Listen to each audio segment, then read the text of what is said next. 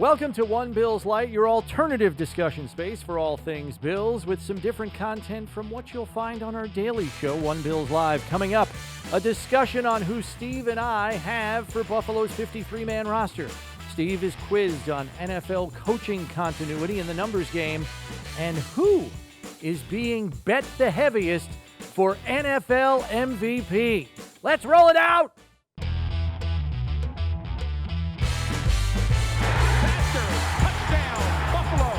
And it's Steve Tasker who has been all over the field. Kind of unique. He was kind of a dual-role player for you. Steve! A balloon. Steve! A blimp? We're not even in the stratosphere of normalcy here. All right, thanks as always for joining us here on One Bills Lite, the turbocharged version, and a different discussion every week from what's covered on our daily show, One Bills Live. In this episode, we cover the roster decisions that must be made for the Bills as the 53-man roster deadline fast approaches. And first, Steve, injuries could impact how some of the coaching staff's decisions are reached here. Got a long list for the Bills right now. Yeah, what the problem is, some of these guys, it's not an issue. The only issue is availability for the opening day. Some of these guys, though, they're being robbed of a chance to make a case for themselves to make the final 53.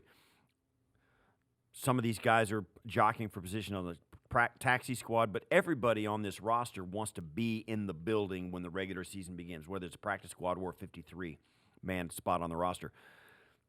But when you can't get out there and play, you grow further and further away from either one of those things happening. Like an example would be Isaiah McKenzie, who is a guy that I think most people feel is worthy of a spot on the 53-man roster.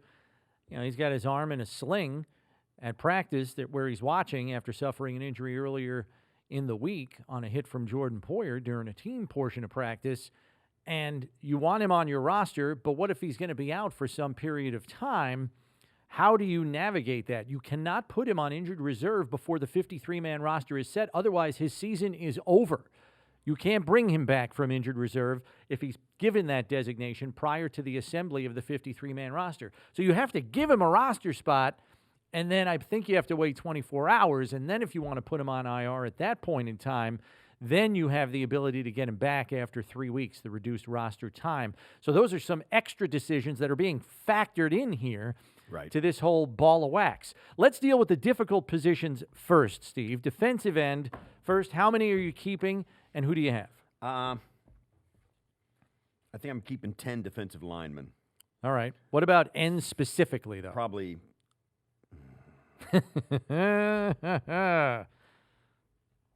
6. Yeah, I'm at 6 also.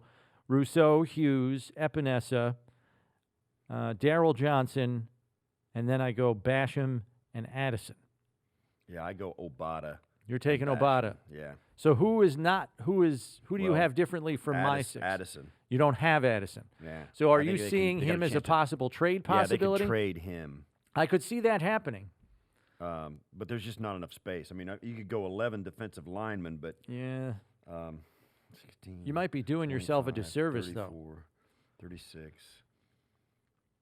I think you can make an argument, Steve, to go a little heavy at that position, maybe one extra player than you would normally anticipate. So maybe you go 10, 6 ends, 4 tackles. You could go 11 defensive linemen, but that forces you to take 5 linebackers, 2 quarterbacks, 2 tight ends, 4 running backs. Yeah, the problem with that equation, Steve, is, and I don't have to tell you this, but linebacker is a far more needed position on special teams. Now, you may be able to spell one of the fewer linebackers you keep with a guy like Darryl Johnson, Bam Johnson. Sure. But you have some pretty important special teamers in your linebacking core. Tyler Matakevich, Andre Smith, probably chief among them. And I think we both expect those guys to make the roster. So with 6 ends, 4 defensive tackles then? You need, I think I'm going to go 11 defensive linemen. You are going to go 11. Yeah. Wow. Okay. I'm going to go. I think you have to 6 go. 6 and 5, yeah. You're going to go 5. Maybe 6. I think you have to maybe go 7 and 4. You have to go at least 4 defensive tackles, and the reason I say that is because you already have one who is a little light in Ed Oliver. So you don't want to go into the season with two big bodies for the middle. I think you need at least three, knowing Oliver is an undersized guy at 285. Right. So I think you have to carry at least four. So you're going light at linebacker then to accommodate the talent at defensive end. I go Only five linebackers. Because they only play two. Right. 90% of the time. That gives you two deep and a third swing guy to go either side, either way. And it also, here's the thing, the five linebackers, they're all going to play, and they're all going to play a significant amount of snaps. Yeah. The three guys behind Milano and Edmonds, who may take every snap on defense, the three guys behind them are all going to play a large amount of special teams. They're all three going to be core special teamers. But they're also all three going to be guys who can spell Edmonds, can spell Milano, take them in and out, go in on short yardage linebackers. All five of those linebackers are going to play a significant amount of snaps every single game. Let me ask you this question then. With that in mind, and with the way camp and the preseason has gone, have Andre Smith and Joe Giles Harris eclipsed A.J. Klein for a spot on this roster? Yeah, I think they're too good athletes. I think they're too good athletically. I agree. They should have. Now, it's up to them, too, because I don't know. We don't know this. You and I don't know this. A.J. Klein's out there because he's smart, and he knows the defense, and he's in the right spot. If Joe Giles Harris and Andre Smith have gotten to that level, or a place where the coaches can trust them, I don't think there's any doubt athletically they're better. Well, I think Joe Giles Harris has already done that, because we heard Leslie Frazier talk about this last week, where he said in the Detroit preseason game, we lost all communication with our linebacker, the guy with the green dot on the back of his helmet who has the radio communication. Joe Giles Harris was in the game at the time, responsible for the coach-to-player communication. System goes down. They have to go to hand signals. First preseason game, first half. Right. And he said, Joe handled it like a pro.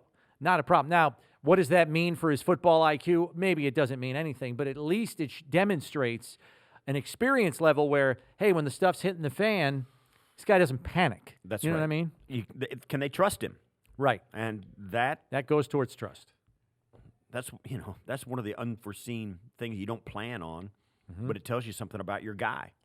You get him in a game, and something like that happens, and he passes that test with flying colors. That's a test that goes above and beyond what you could even plan for him. So that's a plus for him. Plus, you and I both talked about Joe Giles Harris and Andre Smith crushing it when they were in there in Detroit. They were absolutely everywhere on defense. So that goes a long way as well. We talked a long time about last year when A.J. Klein had to take over from Matt Milano, how he struggled in that role. He just wasn't the athlete that Milano was, and he tried to replace Milano, and it wasn't until they just gave him his own role, a different kind of philosophy with him in the game, that he started to excel and do his thing. Interesting question mark there for the coaches. Do they want to do that again in case A.J. Klein has to come in, put that stuff back in the defense for A.J. Klein?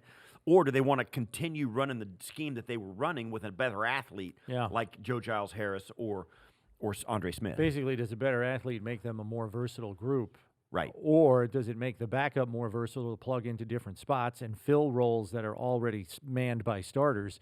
And that could be the difference. I still think if A.J. Klein doesn't make this roster, he's probably on the practice squad for veteran insurance. Perhaps. Remember, on the expanded practice squad, you can carry up to 6 players with unlimited NFL experience. That's the new COVID expansion from last year that's continuing into this year. So secondary, Steve, 10 total. And if so, what's your breakdown between corners and safeties? I've got 9 DBs. I'll take 4 safeties, 5 corners. Okay. You got to play 5. You got to play 3 corners most of the time. That's how I'd break it down. 4 I went safeties. 5 corners, 4 safeties, and kept 9. That's what I did. Yeah. Yeah. So I think that you could certainly justify 10 if you wanted to.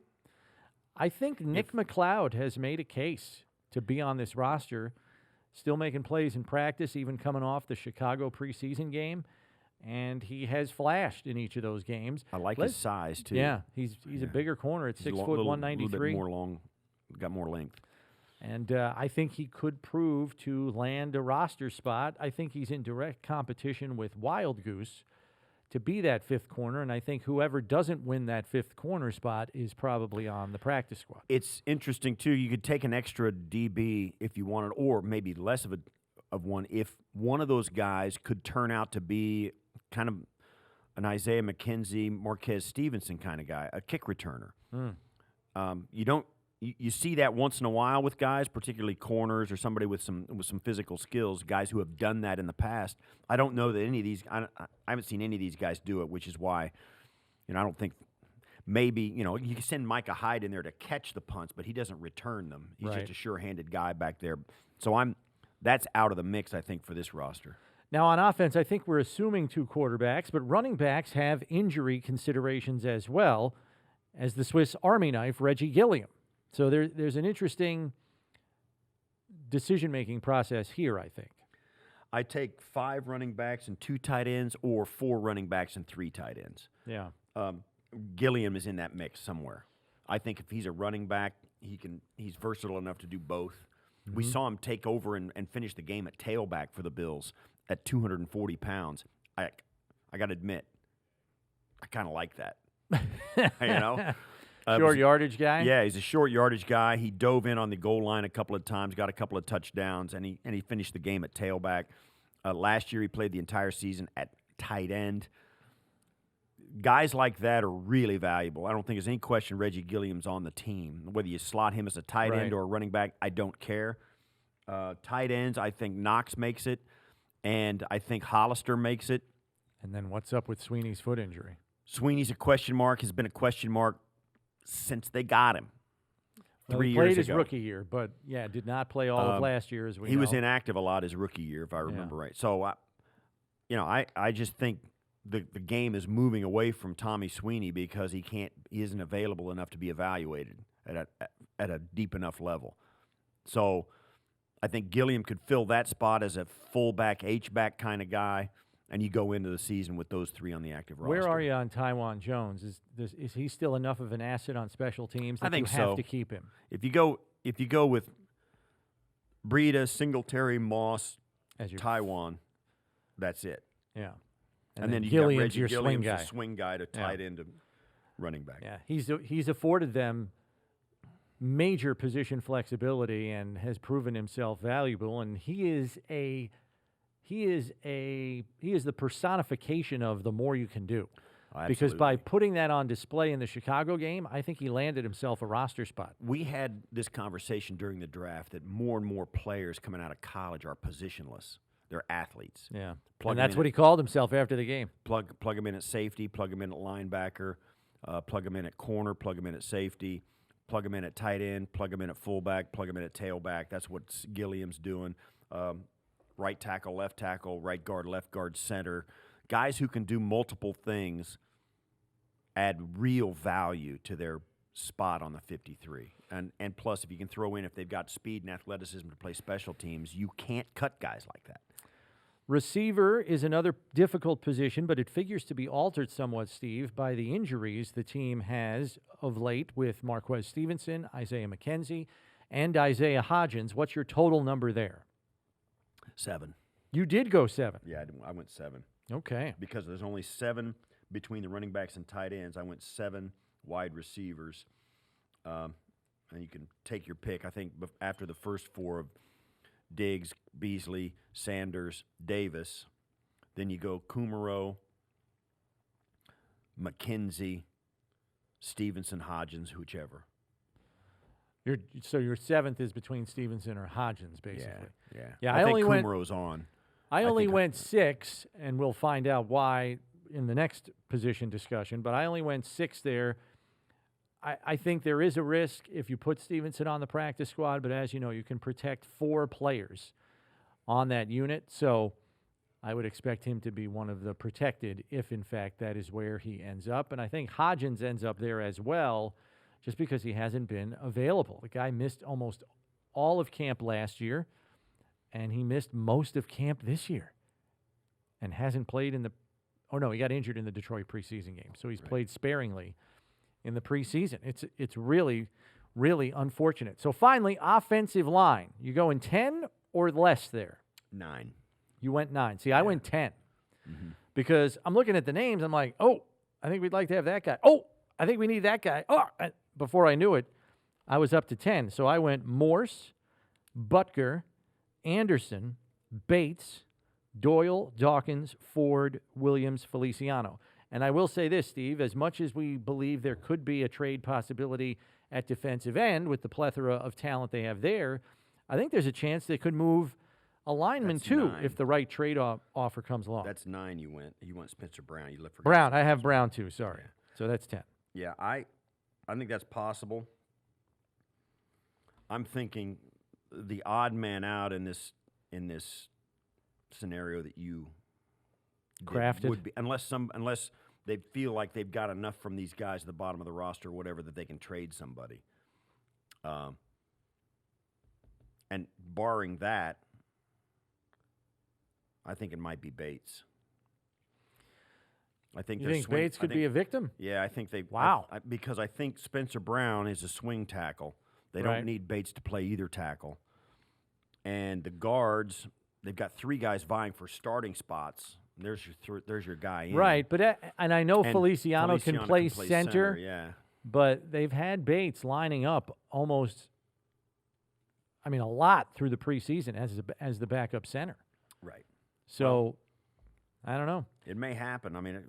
We don't have any insight into what they're thinking and about who's playing well up in front, up and inside. But I think that's where I land. All right, so based on these decisions, Steve, what positions do you want to go a little heavier on the 16-player practice squad? Linebacker, safety, defensive tackle, tight end? Where you need to have a few? I'd hide a tight end. I'd hide a safety. A receiver or 2?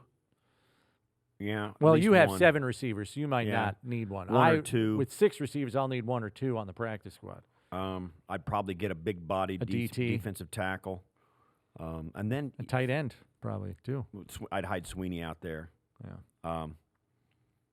Yeah. That's where I would go. And, of course, you're going to have an arm in there as well. You're going to put a quarterback over there as well. So Fromm or Webb will be there, and they'll be protected every week. I wonder if they keep both again like they did last year. They could. When you got 16 spots, you could do it. Yeah. You don't have to isolate a quarterback this year like you did last year. Well, as they chose to do last year necessarily. So, yeah, the practice squad might be almost as fascinating as the roster decisions when you think about it. Because when it's this big, it's like, holy cow, who are they keeping? Where do they need to add a few more because they went light on the roster? Suffice to say, the roster, despite all of the re-signings in the offseason, will see a fair amount of change from last year. What does remain the same, though, is the coaching staff, and that is the subject of our numbers game this week. Steve, the Bills are very fortunate to have their head coach, all 3 coordinators, and their starting quarterback back for another season. This will be the 3rd year all 5 of those roles have been held by the same people. So this week's numbers game, Steve, deals with coaching continuity. Counting the Bills, how many NFL clubs in 2021 are returning the same head coach, same offensive coordinator, same defensive coordinator, special teams coordinator, and their starting quarterback? Oh. Fire up the music. How many? First, give me a number that you think is correct for the number of teams doing that. 1, 2,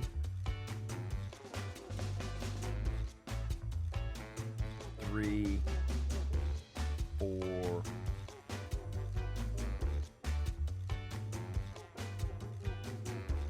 This is a tough one because you really got to kind of make your way through the coaching staffs and then think about the quarterback position. And there's been a lot of quarterback turnover this offseason. 7.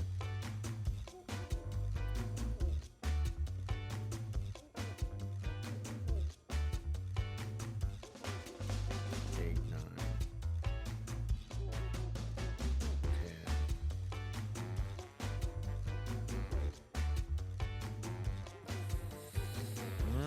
10.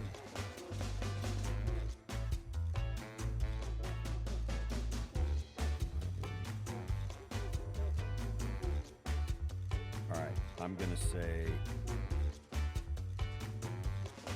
12. It is not 12. It's less than that. It is 8. Oof. It is 8 with an asterisk because, well, I'll tell you in a minute. Starting quarterbacks.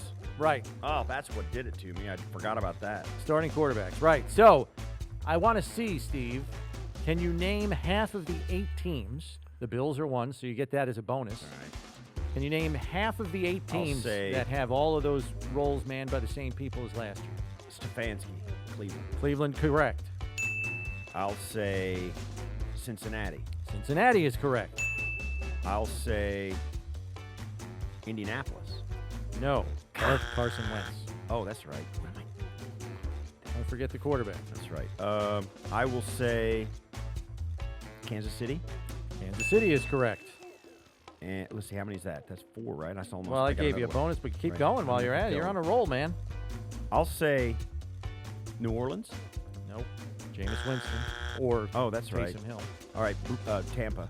Tampa, yes. Good. And I will say Arizona.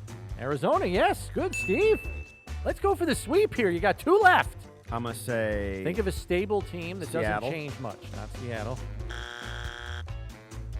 Stable team, not a lot of change. It's not San Francisco because they lost Salah. It's not. I'll say...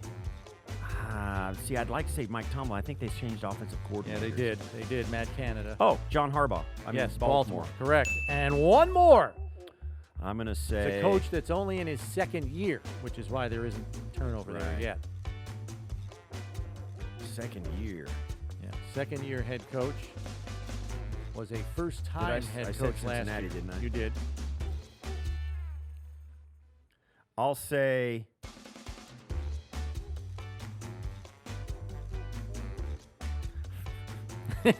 Come on, for the sweep. 2nd year. Yeah, he's Dallas. Not Dallas. Ow! It's the New York Giants. That was the 8th team. Now, one other team that could join them is New England if Cam Newton is named the starting quarterback. So it could be 9. I don't know why I didn't say New England. Second part of our numbers game here, Steve. All right. Talking about player turnover now. The team with the fewest numbers of player starts lost from 2020 going into 2021. Tampa Bay. It is not Tampa Bay. They are not number 1 with fewest start games lost. Buffalo. It is not Buffalo. Buffalo was 2nd. Just 45 starts lost from last year's roster. There is one team that has fewer. It is not Green Bay. I'll give you a couple more guesses. Yeah, give me a couple more. Think of a team that has not had a lot of, not Kansas City, whole new offensive line. Oh, that's right. Yeah. That's right. Okay. I'll say, is it a playoff team? It was a playoff team from a year Cleveland. ago. It is the Cleveland Browns. Guess how many total starts they lost from last year? It is a minuscule number. 7. Really? 7 starts lost from last year's roster. But I'll tell you what, they're going to switch it over because Odell's going to be back in. Well, right. They missed him. Yeah. So some of those guys that started. They had some injuries and lost a lot of people who were out of the lineup last year, and now all those guys are back. So they they don't count that as starts lost? Yeah, I don't know. Come on. Well, I guess it has to be starts. It's a subjective number, to say the least. All right, good addition of the numbers game there. Oh, you did great on the first one. Yeah. You almost went clean sweep there. Well, I had that. I underestimated you. In the offseason, I wrote down every head coach. Yeah, all right. The quarterback and their quarterback at the time, so that helped. I didn't have any coordinators listed, but but you can. We were going down. You did well. Yeah. 7 out of 8, man. You can just run down the list. It's easier. Yeah. Our closing segment deals with where NFL bettors are putting their money concerning the 2021 NFL MVP race. I have to credit Yahoo Sports' Frank Schwab for bringing this to light, but for those Bills fans who are wondering, Patrick Mahomes is the favorite at plus 600 with Aaron Rodgers at plus 1,100, Josh Allen right behind him at plus 1,400, which is tied with Tom Brady. They're all among a group of quarterbacks whose odds are 20-1 or less to win NFL MVP. Here's what's interesting. Mahomes apparently isn't getting a lot of love from bettors for MVP. While Mahomes does have the most money bet on him to be MVP, due mainly to the fact that people make larger bets on him because his odds are shorter. He's the favorite, yeah. But in terms of the most bets to win MVP, Steve, Josh Allen has 14.5% of all bets placed on those making wagers. It's the highest percentage of any player in the league. How does that grab you? Well, if I was betting the mortgage money, that's where I put it. You would. So you'd be in that Absolutely company. Because I've watched the guy practice. I've watched him play. I watched every snap last year. I've watched every snap from last year multiple times. He's not a fluke. It's not a one-time off season. Right. This is a team that is built for him. It's a team that's gotten better on the other side of the ball, that's going to give him more margin of error. The schedule they played last year was an absolute gauntlet. It was one of the most difficult schedules in the league last year, and he crushed it. Yeah. And if teams don't show up to play this team big time this year, they're going to get thumped. They'll and I mean embarrass you. thump. Yeah. Like the Chicago Bear thump.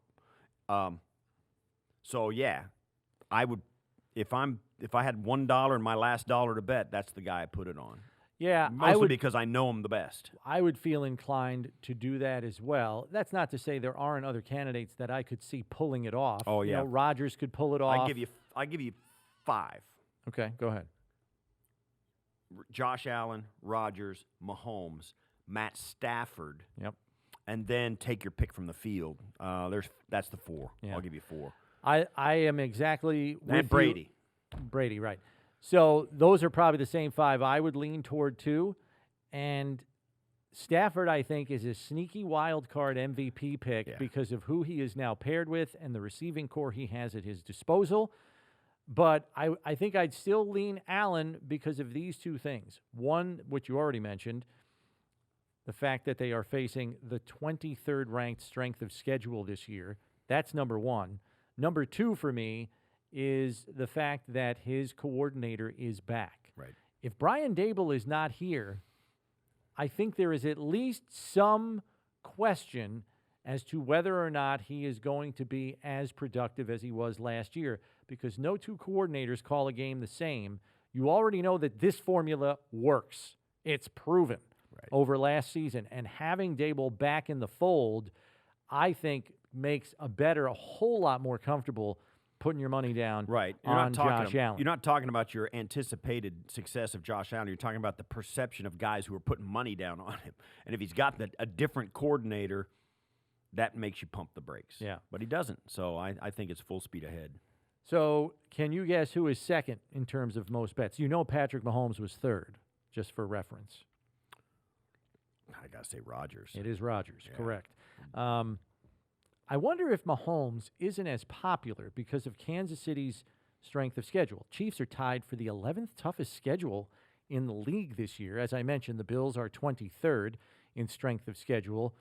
I wonder if bettors consider that at all as a factor in their decision-making. It's an easy thing to look up and check nowadays. Smart ones do, and if they're putting down the kind of money that people keep track of, I would say they probably do a little modicum of research before they plunk down 6 figures. Yeah. Right? Yeah. I don't, maybe there, I'm sure there are people who have a pile of cash big enough not to think about a 6-figure bet. But if you're going to do that, I'm thinking you know something, or at least you think you do. Yeah. So Josh Allen, a popular choice for NFL MVP among the people that put their money literally where their mouth is. That'll do it for this week's edition of One Bills Lite. Subscribe on whatever podcast platform you use so you know when our next episode is coming your way. And remember, when there isn't enough time for One Bills Live, there is always enough time for One Bills Life. I didn't really sell the sell line there, Steve. Good, though. I'm with you. For Steve Tasker, I'm Chris waving Brown. with enthusiasm. We'll see you next week.